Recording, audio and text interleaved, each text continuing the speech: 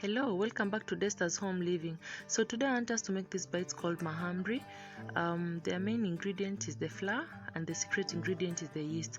So welcome to my channel. If you're new here, please subscribe and let's get started. So with me here, I've already prepared the ingredients. These are 4 cups of all-purpose flour. Here we have 1 3/4 cups of warm milk. Make sure that your milk is warm. I'll put in a teaspoon of cardamom. This is 3/4 cup of sugar. We'll use 1 tablespoon of yeast and some oil. These are 2 tablespoons of margarine or oil. So we start by mixing our dry ingredients, and this is a tablespoon of yeast, the sugar, and a tablespoon of cardamom.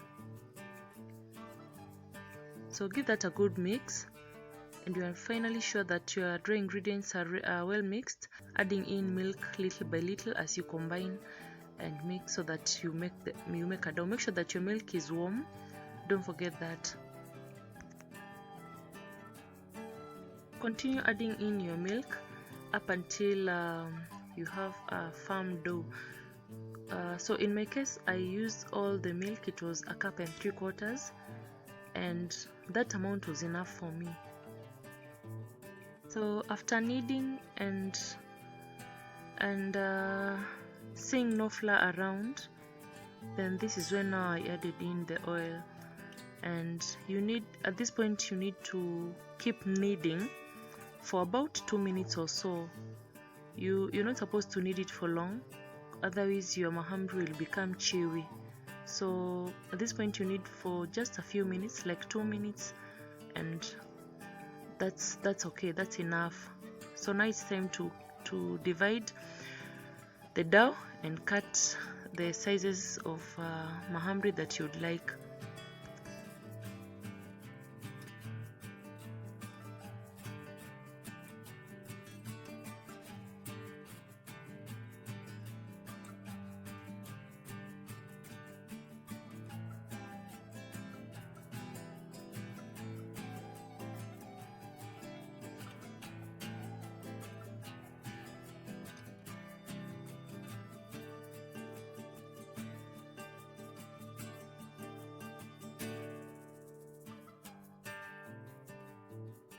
So it's easy to get different shapes of mahamri out of the dough, but for me I just rolled it flat as usual.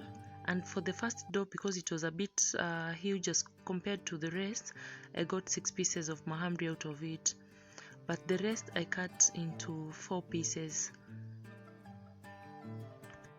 So we'll later fry these ones in medium heat oil. Not too hot, because your mahamris won't get cooked in the inside, and again the temperature shouldn't be too low, because again your mahamris will come out soggy. So that's why you just need it at medium heat. So as I've told you, these ones I cut into 4 pieces, and I got 4 mahamris out of the rest of the dough. So I'm done cutting the mahamris, and now I'm going to leave them to rest in a warm place for about an hour. So the 1 hour is over, and they have almost doubled in size, and my oil is medium hot, so I've started tossing in one after another. In the meanwhile, splashing some hot oil on top of them so that they puff evenly. So I'll keep flipping them over and over up until you attain a uniform pleasant golden brown color. And another sign that they are well done and cooked on the inside is that they float. So floating together with a good pleasant golden brown color on the outside, then that means your mahamris are well done.